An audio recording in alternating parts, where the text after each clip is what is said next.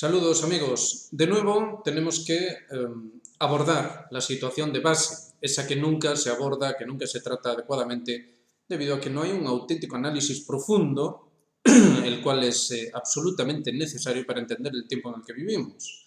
Así pues, hoy vamos a prestar atención desde otro enfoque, desde otro punto de vista, y vamos a ver si de este modo conseguimos que se entienda un poco más qué es lo que realmente está pasando en el mundo y por qué. Empezamos con una captura de, digamos, el discurso de tipo económico, economicista, acerca de la situación actual del mundo y de lo acontecido en los últimos años. Aquí tenemos al señor Wissner hablándonos de que, claro, Alemania se aleja de Europa, claro, contracción frente a crecimiento. ¿Qué está pasando en la economía? Esto no hay quien lo entienda, ¿verdad? Entonces nos hablan de decoupling y todos esos términos técnicos que hacen que los economistas parezcan más intelectuales, ¿verdad? Como si usando términos técnicos y idas y venidas, gráficos y demás cosas, se estuviesen explicando realmente las cosas. La crítica que hacemos a la economía moderna o el análisis económico moderno no es al capricho, ni mucho menos, sino que es que digamos que esa disciplina en concreto tiene todos los vicios de todos los desórdenes realmente modernos vinculados a la ciencia y de hecho, bueno, la economía es extremadamente cuantitativa. El estudio de la economía siempre se enfoca de manera estrictamente cuantitativa. Entonces, cabe reflexionar, ¿qué es lo que se está diciendo aquí? Alemania se aleja de Europa. ¿Cómo es eso de que Alemania se aleja de Europa? Básicamente lo que intentan decirnos es que Alemania está en caída libre, está decreciendo de manera notable. Los índices que ya mostramos en otro vídeo de producción manufacturera, los índices de PIB bruto y eso que son índices extremadamente trucados, con contabilidad creativa, ¿verdad? Todos esos indicadores están básicamente alarmando a algunos en torno a una situación del todo insostenible en Alemania, pero si la situación es insostenible en Alemania, nosotros preguntamos, entonces, ¿qué ocurre con el resto de Europa? Por alguna razón, tampoco nadie parece entender cómo se conformó el proyecto europeo. El proyecto europeo se conformó en base a favorecer a Alemania para que fuese la locomotora, para que fuese, digamos, el sostén de todo el entramado del proyecto europeo. Mientras Alemania fuese bien, todo iba a estar bien. ¿Y qué es lo que tenemos ahora? Tenemos justo lo opuesto. Tenemos que, especialmente Alemania va mal. Entonces, ¿cómo se supone que las cosas van a ir bien? Esto se entiende en realidad rápidamente al comprender la cuestión financiera, es decir, quién financia y cómo la economía europea. ¿En qué está basada su moneda? Todo eso depende al 100% de Alemania y de su bonanza. Se sacrificó la economía de todos los países periféricos, como se les suele denominar, para que la locomotora fuera siempre bien. Pero se olvidó un detalle, se olvidó una sola cosa, y es que sacrificando a los demás países se podía conseguir, sí, siempre y cuando hubiese energía abundante, de calidad y barata. Y eso tenía solo un nombre y nada más que uno: Rusia. Cuando ocurrió lo relativo al Nord Stream y todas las reacciones que se produjeron a nivel institucional en Alemania, a nivel de dirigencia, por supuesto, ¿qué es lo que decíamos aquí en este canal? Decíamos que eso iba a provocar irremisiblemente el colapso de toda Europa, empezando por la cuestión económica y obviamente después derivando en todas las demás cuestiones. Muchos dijeron que bueno, que eso eran tonterías, que todo se recuperaría, que todo iría bien, pero ¿qué es lo que tenemos ahora? Ahora tenemos a la gente echándose las manos en la cabeza y preguntando, como en esta miniatura, en esta captura que tienen en pantalla, ¿qué está pasando en la economía? Ah, no lo saben, no saben ustedes lo que está pasando en la economía. Está pasando lo mismo que pasa en tantos otros ámbitos, así que vamos a ir viendo. Aquí tenemos a Martianov hablándonos de algo particular, algo concreto, y es la cuestión de cuándo y cómo van a tener disponibilidad los Estados Unidos y la OTAN en general de armas hipersónicas, misiles hipersónicos. ¿Cuándo va a ocurrir tal cosa? ¿Cuándo? Entonces se nos dijo, ¿verdad?, especialmente cuando empezó toda la cuestión de la operación militar especial y se descubrió con asombro que, ¡ay, vaya, los misiles hipersónicos rusos eran reales! Vaya, pues qué cosas. Bueno, solo vamos a necesitar un par de añitos, bueno, quizá 3, pero nosotros también vamos a tener armas hipersónicas y mejores que las rusas. Bueno, pues lo que dice aquí Martyanov es que con suerte eso ocurrirá dentro de 15 o 20 años. Y eso suponiendo que obviamente no se hunda, no colapse todo el tinglado del mundo occidental, de la OTAN. Tenemos tanto tiempo en Occidente para, digamos que al mismo tiempo que conseguir esas mejoras necesarias que hagan competitiva la guerra con prevalencia occidental, tenemos esas capacidades al mismo tiempo que, digamos, se hace competitivo esto por un lado, habría que preguntarse también hasta qué punto es aguantable el formato actual de vida, de configuración de los estados, pero también de las sociedades dentro de Occidente. Traducido a términos simples, ¿se puede mantener la paguita durante todos esos años? Esa es la gran pregunta, ¿eh? La pregunta que nadie quiere hacer. Nadie la quiere hacer porque en realidad ya saben cuál es la respuesta. Y la respuesta es que obviamente no. Entonces, ¿qué es lo que va a pasar? Y seguimos viendo cuestiones que nos plantea Martyanov. Entonces nos dice que, bueno, que la solución que plantean en Foreign Policy, ¿verdad?, una de esas publicaciones vinculada al poder en Estados Unidos, al poder imperial, la gran solución, pues ya la ven ahí en pantalla, asesinar a Putin. Así de fuerte, así de demencial, así de absurdo y delirante está el análisis, vamos a llamarle así, la expertía, ¿verdad?, la asesoría de grandes expertos, de grandes, bueno, intelectos. Así está. Esa es la gran idea. Si conseguimos asesinar a Putin, pues bueno, ya se solucionará todo, ¿no? Bueno, hay un detalle en torno a todo esto. Hay un detalle y tiene que ver, digamos que con la demencial política que se lleva a cabo en todo el imperio, en todo el mundo OTAN y particularmente en Estados Unidos, y es que es, digamos, una especie de ceguera sonámbula, vamos a llamarle así, en torno a los eventos que se van desarrollando dentro de esa estrategia general que hemos dicho muchas veces en este canal, que básicamente es la toma de la isla del mundo. Pero claro que obviamente tiene derivaciones locales. Entonces, bueno, mucha gente dice, no tiene mucho sentido lo que hace Estados Unidos. Sin embargo, lo hace. Entonces, Martyanov es de la opinión de que esto no va a poder continuar así. Sin embargo, nosotros creemos que es al contrario, que sí que va a continuar así. De hecho, fíjense cómo Blinken sigue con sus historias y ahora está muy preocupado acerca de la seguridad indo-pacífica. Es decir, que no solo están preparando bueno, todo lo relativo a lo que está ocurriendo en Oriente Medio, que lo vamos a ver ahora, no solo están preparando, además, ya lo ven, un movimiento en América Latina, no solo están tratando ahora de darle la vuelta al conflicto ucraniano y poner en problemas a Rusia, sino que además, al mismo tiempo, ¿por qué no? ¿Qué problema hay? Vamos a meternos con China y vamos a asegurar la seguridad indo-pacífica. Claro, ¿esto qué es? Entonces, ¿estamos locos? ¿Esto es una película? ¿Qué es lo que realmente está pasando aquí? Simplemente mostramos la figura que simboliza la cuestión. Es el color rojo. Irán acaba de izar la bandera roja. Una bandera vinculada al sentimiento de venganza, pero la venganza divina, ¿verdad? La justa venganza. Entonces, ¿qué puede significar el color rojo, la venganza, lo que está haciendo Estados Unidos? ¿Qué puede ser todo esto? Y es lo que tratamos de explicar aquí una y otra vez, pero es cierto, es algo que no es fácil de entender y tampoco de asumir. Básicamente debemos comprender que nuestra civilización, nuestra cultura, aquello a lo que estábamos habituados, es una pura barbarie y que solo puede colapsar, no puede hacer ninguna otra cosa.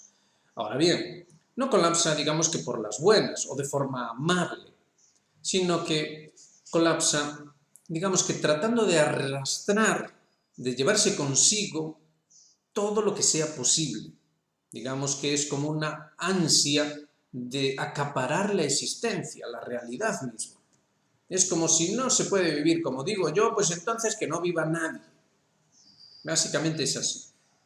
Y no hay forma de salir de esa caja, ¿verdad? De esa limitación sistemática en el pensamiento y a todos los niveles. No hay forma. No hay forma de hacer entender y tampoco de asumir en todas sus implicaciones. Digamos, la necesidad de cambiar, la necesidad de replantear todo de manera, de hecho, lo más profunda posible, a ese nivel civilizatorio del que siempre hablamos aquí. Entonces, reflexionen por un momento. Estados Unidos no tiene posibilidades al corto plazo de conseguir armas hipersónicas. Bueno, entonces no va a pasar nada, dicen algunos. Nosotros consideramos que en realidad es todo lo contrario. Al no poder conseguir armas hipersónicas, lo que en realidad de hecho va a ocurrir es que van a obligar a otros a utilizar dichas armas. Y eso no va a traer más que un nuevo capítulo, un nuevo paso de demencia, de delirio. Y delirio con esas características de arrastrar todo al abismo, de no permitir que exista nada más que esa configuración mental, la cual es necesaria para no tener que replantear, para no tener que pasar por un proceso doloroso, ¿verdad? Un proceso doloroso de replanteamiento profundo interno. Es decir, que acaba siendo una cuestión, si le quieren llamar así, psicológica, ¿verdad? O que tiene su punto psicológico. En realidad sería psíquica, pero es más fácil de entender como un problema de tipo psicológico. Una especie de incapacidad de asumir la realidad. Este es el quid de la cuestión. Entonces, fíjense que Irán, después del acto de guerra con mayúsculas que ha llevado a cabo Israel, primero en Beirut y solo unas horas después en Teherán, nada más y nada menos, después de lo que había ocurrido en abril, cuando, a raíz de aquel ataque sobre la embajada iraní, otro acto de guerra, los iraníes por fin respondieron y demostraron, este es el quid de la cuestión, demostraron que podían golpear de manera devastadora a Israel.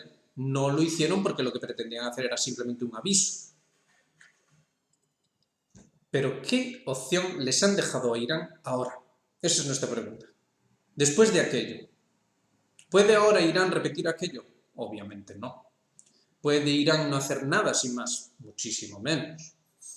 ¿Qué es lo que tiene que hacer ahora Irán? Las palabras de Jamenei son tremendas. Una respuesta, un castigo duro. ¿Qué implicaciones va a tener esto a nivel del imperio? No solo de Israel, sino del imperio. Pensémoslo.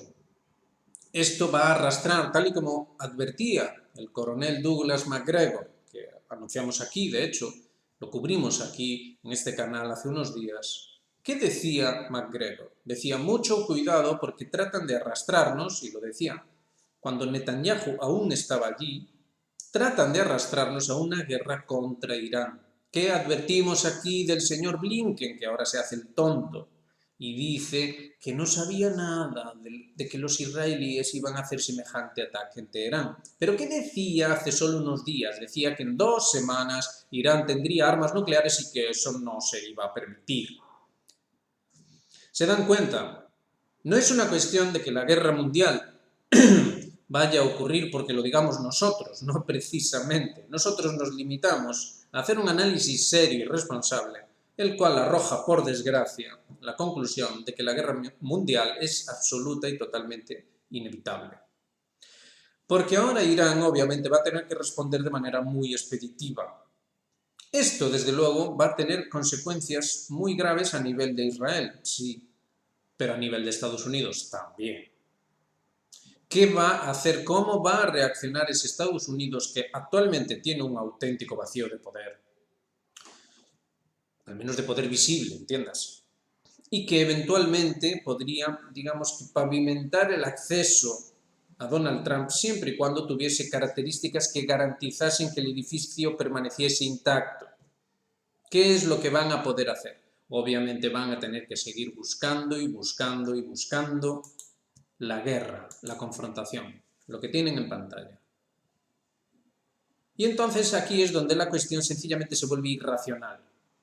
Pero no pueden hacer la guerra. Sí, claro que no pueden hacer la guerra, eso lo entendemos muy bien y lo hemos cubierto en este canal desde hace meses. Pero hay un problema, y es que no pueden hacer la guerra de manera eficaz, pero tampoco pueden no hacerla. ¿Se entiende esto o no se entiende? Entonces van a jugar todas sus bazas, absolutamente todas sus bazas. No van a tener ningún escrúpulo. Es lo que acabamos de ver en Teherán. Es lo que acabábamos de ver en Beirut, que apenas nos dio tiempo a asumirlo. De hecho, aún está pendiente de saberse si efectivamente ese comandante de Hezbollah pereció o no pereció en ese ataque israelí sobre Beirut. Es sencillamente una acumulación siempre creciente de información de eventos extremadamente graves que lo que hacen es nublar y nublar y nublar más la perspectiva. No sabemos ya qué demonios está pasando ni por qué. Y lo mismo con la cuestión de lo que está ocurriendo ahora mismo en Venezuela. Es exactamente lo mismo, porque ya lo ven en pantalla. El imperio cubre cada vez más y más. Cuanto menos puede cubrir, más cubre. Esto no es una cuestión racional, no es una cuestión de medios. Y por eso empezábamos el análisis de hoy, hablándoles de economistas y de economía. No es una cuestión de medios, no es una cuestión de si Alemania está o no está acabada industrial y económicamente. Y que eso tiene unas implicaciones que sencillamente no se pueden asumir. Son inasumibles. Las implicaciones son tan profundas que son inasumibles. Entonces, ¿qué es lo que se hace? Se entra, de hecho, en el ámbito de lo irracional. Todo pasa a volverse onírico. Y por eso tenemos esta situación tan extraña y tan peligrosa. Porque, insistimos, no es tanto las armas o las capacidades militares de Occidente, sino la inevitable respuesta con ese tipo de armas del no Occidente, de aquellos que no tienen alternativa, no tienen más remedio que sacar la bandera roja de la venganza. ¿Qué opciones se le está dejando a Irán? Preguntamos nosotros, ¿qué opciones se les está dejando a Irán? ¿Dónde están los diplomáticos sensatos y razonables que al menos antes lo sabía y que decían de ningún modo podemos desairar más aún a Irán después de lo ocurrido con el ataque a la embajada? De ningún modo. ¿Y qué es lo que tenemos? Un ataque en Teherán, nada más y nada menos, un ataque en la capital. Esto ya no es una embajada en otro país, es un ataque en la capital y además para asesinar a un líder político. Es decir, es la mayor humillación posible. ¿Cómo no va ahora a responder de forma expeditiva Irán? ¿Qué opciones de maniobra les deja? ¿Se entiende la situación? Esperemos que sí. Entonces, no pretendemos aquí, digamos que, invitar al suicidio colectivo, ¿verdad? Porque ya no hay esperanza, ya solo nos queda suicidarnos y ya está. No, nunca hacemos eso aquí. Si decimos todo esto y tratamos de hacer que se entienda todo esto, es sencillamente porque es necesario reflexionar, hacer un esfuerzo intelectual serio y responsable acerca de la necesidad absoluta de replantear los principios de la sociedad en la que vivimos, de los países en los que vivimos, de la manera de concebir el mundo, llámenle si quieren civilización, como sea que ustedes prefieran denominarlo. Ha llegado un punto, ya estamos en ese punto, ya hemos cruzado ese punto, en el que es absoluta y totalmente necesario tomar conciencia, ser responsables y mover ficha mucho más allá de la cuestión política. Por eso estos días decíamos que no nos interesa para nada la política y cuando decimos que lo que ocurre en Venezuela es un golpe de Estado, no significa que seamos partidarios del Maduro o del otro o de quien demonios sea. Lo que estamos hablando es de una situación geopolítica que hemos explicado en este vídeo de una manera que esperamos que se haya comprendido correctamente. Una situación en la cual el golpe de Estado era sencillamente inevitable. El acto de guerra que hemos presenciado sobre Irán era sencillamente inevitable. Y la respuesta a esos actos también es inevitable y va a ser expeditiva. En fin, lo dicho, como decimos siempre, hagan me gusta, suscríbanse, vuélvanse a suscribir, aunque ya lo hayan hecho, puesto que parece ser que hay errores en YouTube y algunas suscripciones se están anulando. Activen notificaciones para, bueno, ir recibiendo los nuevos vídeos y háganse miembros de Geopolítica Actual, apóyennos en este proyecto, que como se ve paso a paso, día a día, se confirma que las cosas que decimos aquí son sensatas, son razonables y que en realidad son positivas, es decir, plantean la cuestión desde un punto de vista difícil, porque, bueno, los cambios siempre son difíciles, digamos que tener que replantear la vida de uno es incómodo y fastidioso, pero qué duda cabe que daría lugar a una auténtica y genuina esperanza, ¿verdad? Necesitamos ya liberarnos de tantas barbaridades que constantemente están ocurriendo y esta amenaza constante de guerra, de una guerra devastadora, de problemas de todo tipo, que siempre nos están condicionando en nuestras vidas particulares, y en eso todos somos iguales, queremos que pasen lo más tranquilas posible y, en fin, que nos dejen vivir, ¿verdad? Que nos dejen vivir. Bueno, pues lo dicho, lo dejamos ahí, enviamos un saludo muy grande como siempre, les damos las gracias por adelantado y nos vemos en la próxima.